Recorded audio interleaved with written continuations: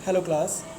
तो previous chapter में हमने कॉम्प्लेक्सोमेट्रिक टाइट्रेशन को शुरू किया था। हमने उसकी थ्योरी, कुछ प्रिंसिपल्स और ईडीटीए के बारे में समझा था काफ़ी कुछ।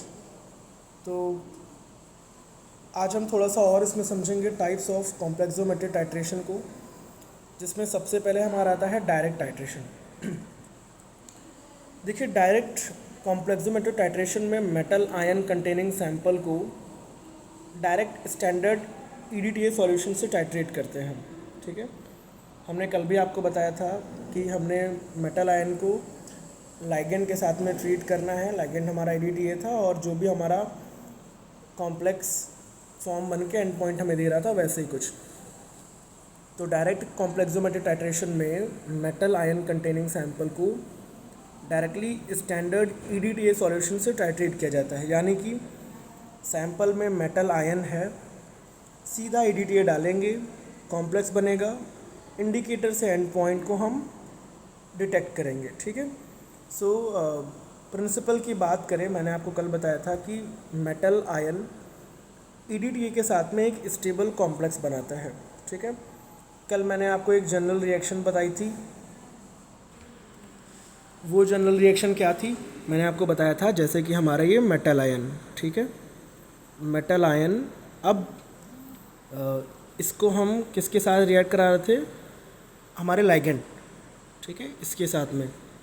और हमारी रिएक्शन में क्या आ रहा था, जो हमारा कॉम्प्लेक्स बन के आ रहा था कुछ इस तरीके से, जहाँ हमारा M क्या था, M2+, ये हमारा क्या था, ये मेटल आयन है हमारा ये, ठीक है, M2+ मेटल आयन था। Y4- ये क्या था, हमारा EDTA, ठीक है। और हमारा जो My2- ये क्या बना था, मेटल EDTA कॉम्प्लेक्स, ठीक है, ये हमारा मेटल EDTA कॉम्प्लेक्स। तो EDTA को धीरे धीरे ऐड करने पर मेटल आयंस को क्या करता है, ये बाइंड करता है। जब पूरे मेटल आयन EDTA से कॉम्प्लेक्स बना लेते हैं तब इंडिकेटर का colour change and point indicate करता है। ठीक है, मान लो कि अगर सैंपल में कैल्शियम आयन है, ठीक है, अगर सैंपल में क्या है, कैल्शियम आयन, और हमें इसकी क्वांटिटी को पता करना है, ठीक है, तो हम डायरेक्टली क्या करेंगे, इसको EDTA से टाइट्रेट करेंगे। ठीक है, ED से टाइट्रेट करेंगे, जितना EDTA कैल्शियम आयन के साथ में रिएक्ट करेगा उसी से कैल्शियम आयन की जो भी क्वांटिटी है, ठीक है, जो भी इसकी क्वांटिटी है ये हम कैलकुलेट करेंगे। तो डायरेक्ट टाइट्रेशन के एग्जांपल्स में जैसे अगर आप यहाँ पर देखोगे, कैल्शियम का डिटर्मिनेशन करेंगे हम, ठीक है, मैग्नीशियम डिटर्मिनेशन कर सकते हैं जिंक के लिए, ठीक है। तो कैल्शियम, मैग्नीशियम, जिंक, कॉपर, निकल, इन सब के लिए, ठीक है। तो डायरेक्ट टाइट्रेशन सूटेबल है तब जब रिएक्शन सिग्निफिकेंटली क्या हो, फास्ट हो, metal EDTA complex sufficiently stable हो और सुटेबल इंडिकेटर अवेलेबल हो और एक क्लियर एंड पॉइंट हमें मिल सके। ठीक है, दूसरी जो टाइट्रेशन है ये हमारी आती है बैक टाइट्रेशन। ठीक है, सबसे पहले डिफरेंट समझो। डायरेक्ट में क्या होता है, हमने अभी देखा EDTA डायरेक्टली मेटल के साथ में टाइट्रेट करता है। बैक टाइट्रेशन में पहले क्या करेंगे, हम EDTA की नोन एक्सेस अमाउंट सैंपल में डालेंगे, नोन एक्सेस अमाउंट सैंपल में डालेंगे, फिर बची हुई EDTA को किसी दूसरे स्टैंडर्ड मेटल से टाइट्रेट करते हैं। ठीक है, चलो अगर ऐसे समझ में नहीं आता तो हम एक प्रिंसिपल के तरीके समझते हैं। हमारे सैंपल में क्या था, मेटल आयन, ठीक है, हमारे सैंपल में, चलो हमने एक तरीके से यहाँ पे क्या लिया, ये हमने सैंपल ले लिया, ठीक है। इस सैंपल में क्या, हमारे जो मेटल आयन है इनकी नोन या अननोन अमाउंट है, ठीक है, दोनों तरीके से, एक तो नोन या फिर अननोन अमाउंट है, ठीक है। तो सैंपल में नोन या अननोन अमाउंट है, पहले उसमें नोन अमाउंट या हम नोन एक्सेस EDTA ऐड करेंगे। सबसे पहले हम इसमें क्या ऐड करेंगे, नोन एक्सेस EDTA,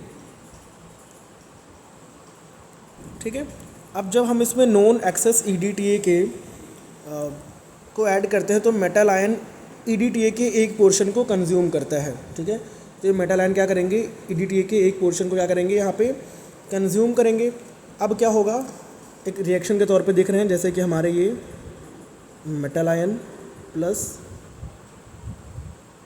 EDTA, और ये रिएक्ट कर क्या बनाएगा, मेटल EDTA, ठीक है। कुछ इस तरीके से। अब EDTA का कुछ अमाउंट यहाँ पे बच जाता है, ठीक है। EDTA का कुछ अमाउंट यहाँ पे क्या हो जाता है, बच जाता है। तो इस एक्सेस, ये जो एक्सेस या फिर जो हम इसको कह सकते हैं अनरिएक्टेड,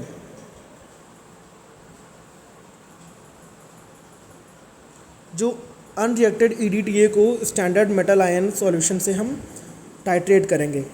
इससे क्या होगा, EDTA एडेड। अब हम देखो आगे क्या करेंगे, इसमें इसको इरेज कर दे रहा हूँ मैं। EDTA added minus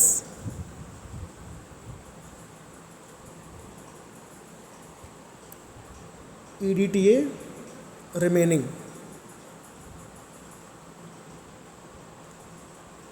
is equal to EDTA जो भी हमारा है, ठीक है, कंज्यूम्ड बाई सैम्पल मेटल। क्योंकि रिएक्शन जनरली हमारी कैसी है, 1:1 वाली है। तो हमारा क्या यहाँ पे होगा, EDTA consumed is equal to metal ion present. जितना EDTA कंज्यूम किया जाएगा उतने मेटल आयन यहाँ पे प्रेजेंस होंगे। कुछ इस तरीके से हमारा ये प्रिंसिपल होगा। तो back titration is use when direct reaction between EDTA and metal ion is slow और when no suitable indicator is available. Excess amount of volume EDTA को पहले ऐड करेंगे टू द एनालाइट, फिर एक्सेस EDTA क्या करेंगे, titrate कर लेंगे with the standard metal ion solution, usually zinc sulphate हो या मैग्नीशियम सल्फेट, जो भी चीज़ें हों इस तरीके से, ठीक है। तो अब आखिर ये बैक टाइट्रेशन कब यूज़ करोगे, अब यहीं पे बोला गया है व्हेन सुटेबल इंडिकेटर अगर ना हो, या फिर जब डायरेक्ट टाइट्रेशन क्या हो, डिफ़िकल्ट हो। जब डायरेक्ट टाइट्रेशन डिफ़िकल्ट होती है, फॉर एग्जांपल डायरेक्ट टाइट्रेशन बहुत स्लो है, ठीक है, या फिर सुटेबल इंडिकेटर अवेलेबल नहीं है जैसा कि यहाँ पे दिया हुआ है, ठीक है, या मेटल आयन का डायरेक्ट एंड पॉइंट क्लियर ना हो, मेटल आयन EDTA के साथ में स्ट्रांगली या फिर स्लोली रिएक्ट करे, ठीक है, सैंपल का मेटल आयन सुटेबल कंडीशंस में डायरेक्ट टाइट्रेट ना हो सके, ठीक है। तो इस तरीके से। तो चलो अभी एग्जांपल के तौर पे इसको थोड़ा सा इरेज कर दे रहा हूँ। मैंने आपको एग्जांपल तो यहाँ पे दिया काफ़ी कुछ, ठीक है, बट थोड़ी सी जगह बनाता हूँ यहाँ पे मैं।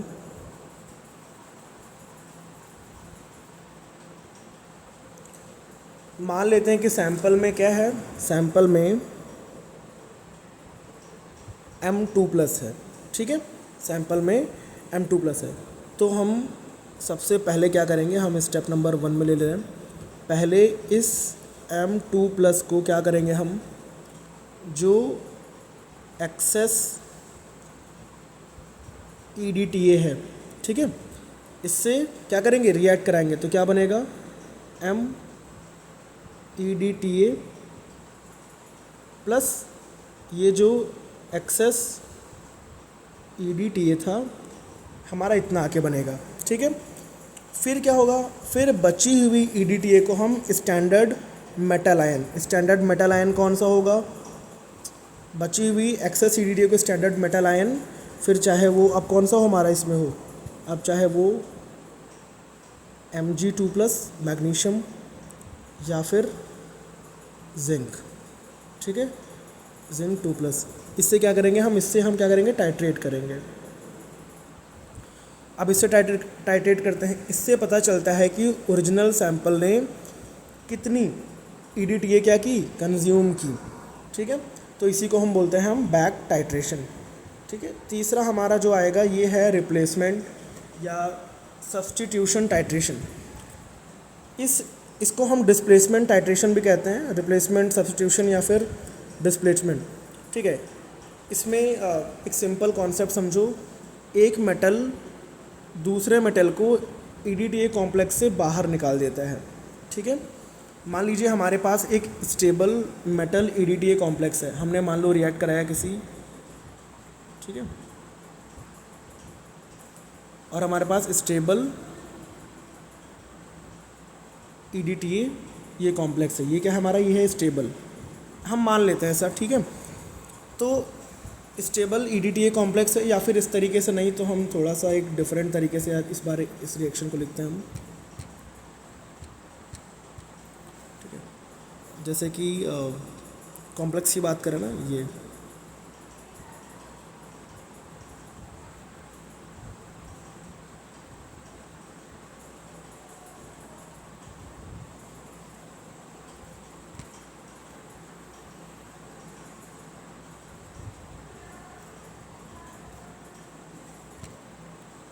टू प्लस वेट करेगा एम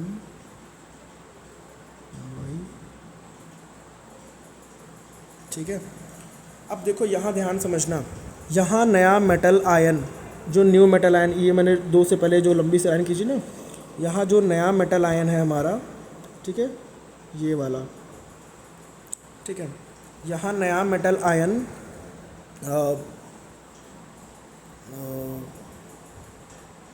सॉरी, यहाँ नया मेटल आयन हमारा ये है, ठीक है, यहाँ नया मेटल आयन जो हमारा है, ठीक है, ये ईडीटीए के साथ में एक एग्जिस्टिंग कॉम्प्लेक्स से ओरिजिनल मेटल को रिप्लेस या डिस्प्लेस करता है, ठीक है। जो M2+ है ये वाला, ठीक है, रिलीज़ होता है, फिर उसे स्टैंडर्ड ईडीटीए या सूटेबल टाइट्रेशन से हम डिटरमाइन कर सकते हैं। तो बेसिक आइडिया हमारा क्या है इसमें कि हमारे पास एक नोन मेटल है, ठीक है, non metal plus non metal के साथ में एक हमारा ईडीटीए कॉम्प्लेक्स, ठीक है, प्लस अननोन मेटल, ठीक है। तो अब क्या होगा यहाँ पे, अननोन मेटल स्ट्रॉन्गर है या स्टेबल ईडीटीए कॉम्प्लेक्स बनाता है, ओरिजिनल मैटर यहाँ पे रिलीज़ होता है और रिलीज मैटर हम डिटरमाइन करते हैं, ठीक है। तो कुछ इस तरीके से, तो सम, अब अगर आप इसकी लैंग्वेज को पढ़ेंगे तो some metal ions do not produce a satisfactory end point with indicators. तो in such cases these analyte displaces magnesium or zinc from a performed EDTA complex and the released metal ion is titrated with EDTA। तो application क्या है, calcium, lead या mercury के लिए तो ये method useful है जो ऐसे मेटल आयन जो मेटल आयंस के डिटर्मिनेशन में जिनका डायरेक्ट टाइट्रेशन सूटेबल नहीं होता है, जब सूटेबल मेटालोक्रोमिक इंडिकेटर अवेलेबल ना हो, या फिर जब अननोन मेटल किसी दूसरे मेटल के को उसके ईडीटीए कॉम्प्लेक्स से इफ़ेक्टिवली डिस्प्लेस कर सकता हो, या फिर मिक्सचर्स में पर्टिकुलर मेटल की जो डिटर्मिनेशन के लिए सूटेबल कंडीशंस में हम करें, ठीक है। तो क्लासिक कॉन्सेप्ट यही है कि हमारा मेटल प्लस ईडीटीए, ठीक है। चलो मैं एक बार इसको भी लिख दे रहा हूँ यहाँ पे ये रिएक्शन,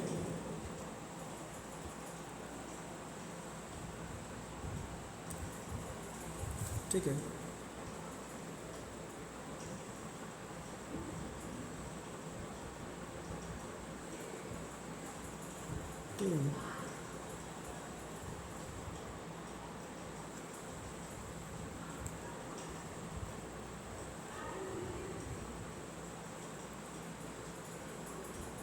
कैल्शियम आयन, आगे क्या होगा, calcium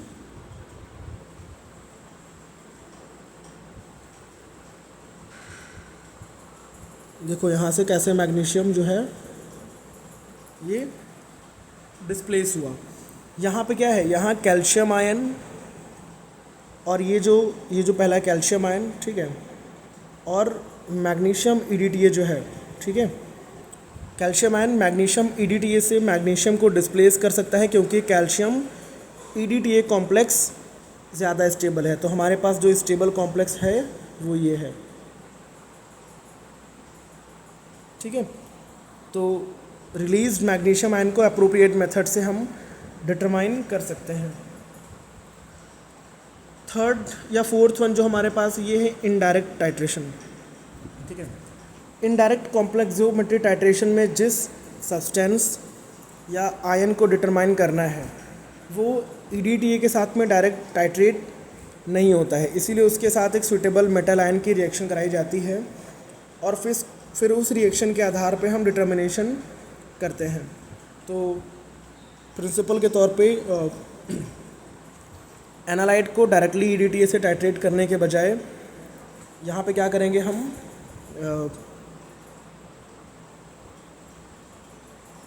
analyte plus suitable metal या फिर रिएजेंट से हम इनकी क्या कराएंगे, एक नोन रिएक्शन करवाएंगे। ठीक है, एनालाइट प्लस सुटेबल मेटल की हम नोन रिएक्शन करवाएंगे। ठीक है, उसके बाद क्या होगा इसमें आगे एक equivalent amount of metal ion या रिएजेंट इन्वॉल्व करेंगे। ठीक है, equivalent amount of metal ion involve करेंगे। ठीक है, अब आगे क्या होगा, उस मेटल आयन को EDTA से टाइट्रेट करेंगे। ठीक है, अब metal ion titrate by EDTA। ठीक है, तो इस तरह एनालाइट की अमाउंट जो है वो इनडायरेक्टली कैलकुलेट होती है।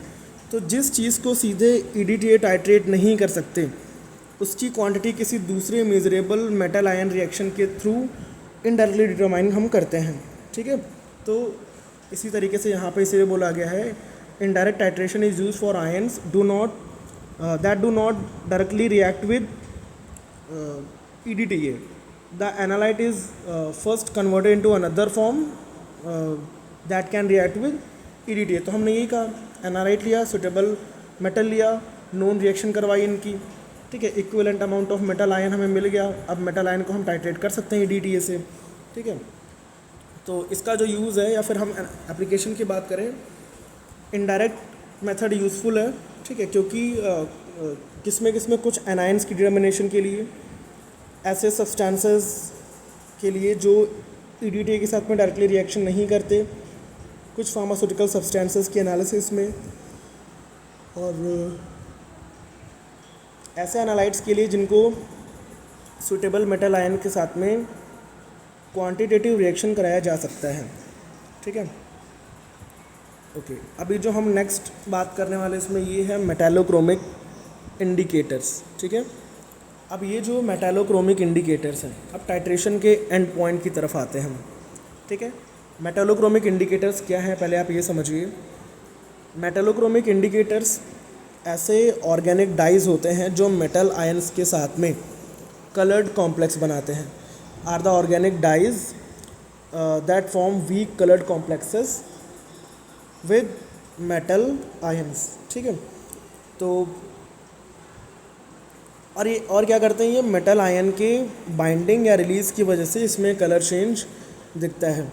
ठीक है, तो ऐसे इंडिकेटर्स हैं जो मेटल आयन के साथ में कलर कॉम्प्लेक्स बनाते हैं। जब EDTA मेटल को इंडिकेटर से हटा के खुद बाइंड कर लेता है तो इंडिकेटर का कलर चेंज हो जाता है और एंड पॉइंट पता चल जाता है। When EDTA is added it removes the metal ion from the indicator because the metal EDTA complex is more stable. The free indicator exhibits a different color indicating the end point. ठीक है, अब indicator का ये जो basic mechanism है ये क्या है, अभी हम इसके बारे में बात कर ले रहे हैं। ठीक है, एक तरीके से आप मान लीजिए कि यहाँ पे हमारे पास कोई मेटल है प्लस हमने उसमें क्या किया, इंडिकेटर ऐड किया, तो हमारा क्या बनेगा, यहाँ पे मेटल इंडिकेटर कॉम्प्लेक्स बनेगा यहाँ पे, है ना। इस कॉम्प्लेक्स का एक पर्टिकुलर कलर होता है। ठीक है, अब इसमें क्या करेंगे, हम EDTA ऐड करेंगे। अब चलो अभी जो हमारा मेटल इंडिकेटर कॉम्प्लेक्स था, अब इसमें हम क्या करेंगे, ऐड करेंगे EDTA।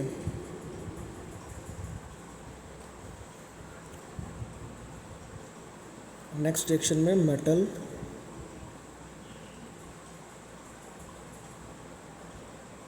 इंडिकेटर कॉम्प्लेक्स प्लस, अब इसमें ऐड कर रहे हैं हम EDTA।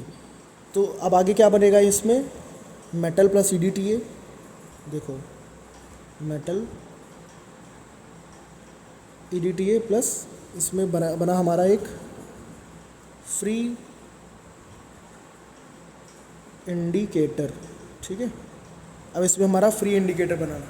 तो फ्री इंडिकेटर का जो कलर है ये अलग होता है, इसीलिए कलर चेंज हुआ और हमें यहाँ पे एंड पॉइंट मिल गया।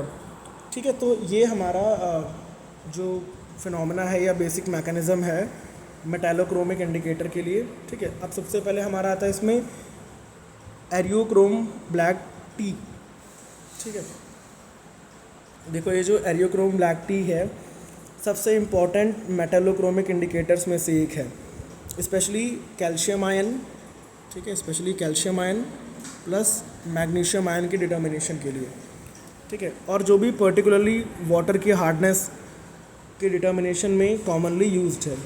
ठीक है, अब जो एरियोक्रोम ब्लैक टी है, ठीक है, जनरली इसका जो पीएच है, अगर हम इसके पीएच की बात करें तो ऑलमोस्ट या लगभग 10 के आसपास। ठीक है, पीएच अप्रॉक्सीमेटली इसमें क्या है 10। ठीक है, तो पीएच लगभग 10 के आसपास अमोनियम क्लोराइड बफर के साथ में यूज़ किया जाता है। किसके साथ में, अमोनियम क्लोराइड बफर के साथ में। ठीक है, तो जब कलर चेंज होगा तो मेटल एरियोक्रोम जो ब्लैक टी है ये कॉम्प्लेक्स बनेगा। तो ये कलर कैसा होगा इसका, वाइन रेड विद या फिर reddish metal ion. Free indicator जो है, ठीक है, या फिर जो हमारा एंड पॉइंट है ये ब्लू आएगा, इसीलिए एंड पॉइंट को कॉमनली हम वाइन रेड या फिर ब्लू कह सकते हैं। इस रूप में हमें याद करवाया जाता है, जैसे मैं आपको बता दे रहा हूँ। ठीक है, तो इसलिए हमारा एरियोक्रोम ब्लैक टी कुछ इस टाइप का। जो हमारा नेक्स्ट दूसरा है ये है म्यूरेक्साइड। म्यूरेक्साइड भी एक इम्पॉर्टेंट मेटालोक्रोमिक इंडिकेटर है। मेजर एप्लीकेशन क्या है, कैल्शियम आयन के डिटर्मिनेशन के लिए। ठीक है, पर्टिकुलरली कैल्शियम की जो कॉम्प्लेक्सोमेट्रिक टाइट्रेशन में ये यूज़फुल है। अब ये जनरली अल्कलाइन कंडीशंस में कैल्शियम के साथ एक सूटेबल कॉम्प्लेक्स देता है।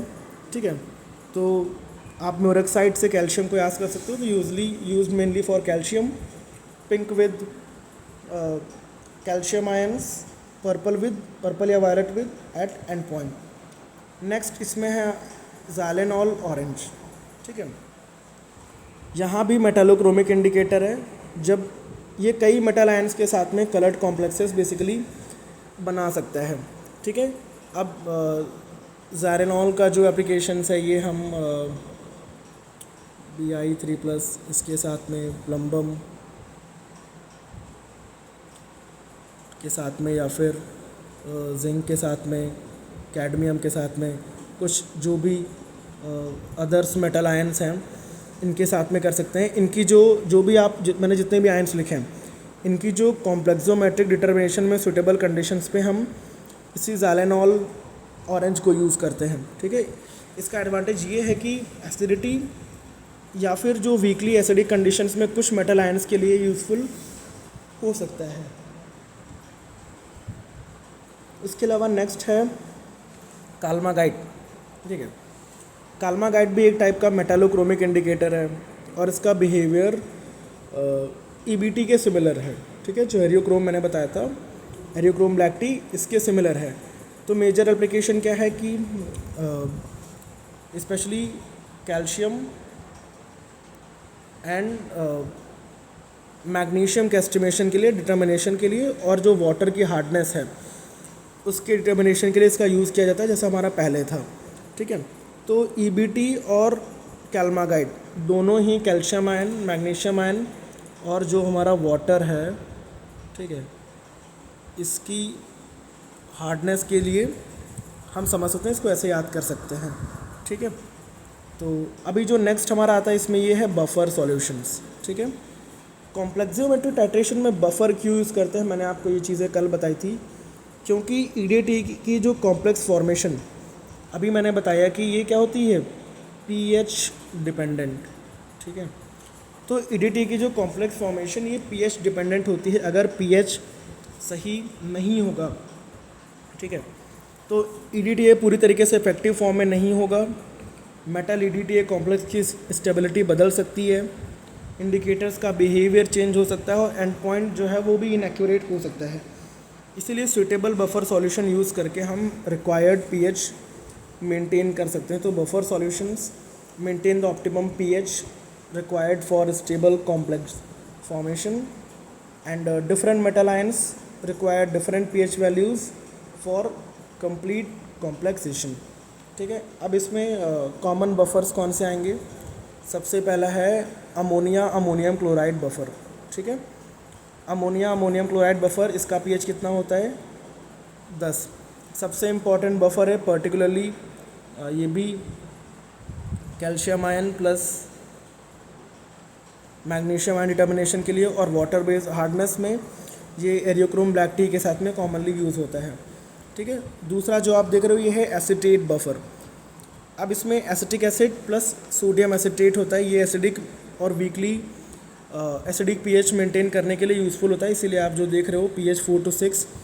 ठीक है, इसके लिए तो कुछ मेटल आयन डिटर्मिनेशंस में अप्रोप्रिएट कंडीशंस में यूज़ किया जाता है। बाकी अदर स्टेबल बफर्स में डिफरेंट मेटल आयन्स के लिए डिफरेंट पीएच रिक्वायर्ड हो सकता है, इसलिए acetate buffer, ammonia ammonium chloride buffer या अदर सुटेबल बफर्स मेथड के अकॉर्डिंग सेलेक्ट किए जाते हैं। तो हर मेटल के लिए सेम बफर ज़रूरी नहीं है, रिक्वायर्ड पीएच के अकॉर्डिंग हम बफर सेलेक्ट कर सकते हैं। ठीक है, नेक्स्ट अपरेटस कौन से रिक्वायर्ड होंगे? कॉम्प्लेक्सोमेट्री टाइट्रेशन के लिए basic apparatus burette, pipette, conical flask, beaker, measuring cylinder, volumetric flask, funnel, wash bottle या ग्लास रॉड्स वगैरह। ठीक है, मैग्नेटिक स्टरर इफ़ रिक्वायर्ड, तो ये सारी चीज़ें यूज़ कर सकते हैं।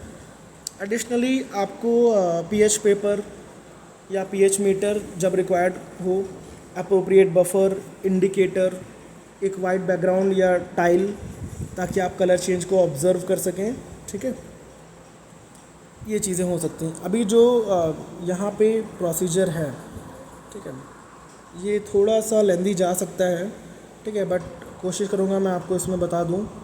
ठीक है, एक पहले बेसिक एग्जांपल बता दे रहा हूँ प्रोसीजर, बाकी मैं नेक्स्ट डे से आपको एग्जांपल के तौर पर बताऊँगा। ठीक है, एक जनरल प्रोसीजर समझिए जिसमें आप चीज़ों को रिलेट कर सकें। सबसे पहले अपरेटस को प्रिपेयर कीजिए। ठीक है, सभी ग्लासवेयर्स को प्रॉपरली क्लीन कीजिए, ब्यूरेट को डिस्टिल्ड वाटर से वॉश करके फिर इसमें ईडीटीए सॉल्यूशन से वॉश कीजिए, ब्यूरेट को फिल कीजिए। ठीक है, एंड जो भी स्टैंडर्डाइज्ड ईडीटीए सॉल्यूशन से क्या करेंगे आप, ब्यूरेट को फिल करेंगे। ठीक है, अब कोशिश करो कि इसमें एयर बबल ना हो, इनिशियल ब्यूरेट रीडिंग नोट करो।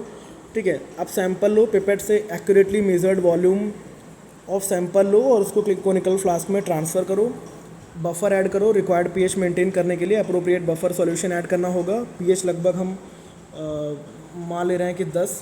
ठीक है, अमोनिया अमोनियम क्लोराइड बफर के लिए अब उसमें जो भी मेटालोक्रोमिक इंडिकेटर है वो यूज़ करो। ठीक है, एग्जांपल में आपने एरियोक्रोम ब्लैक टी ऐड कर दिया है।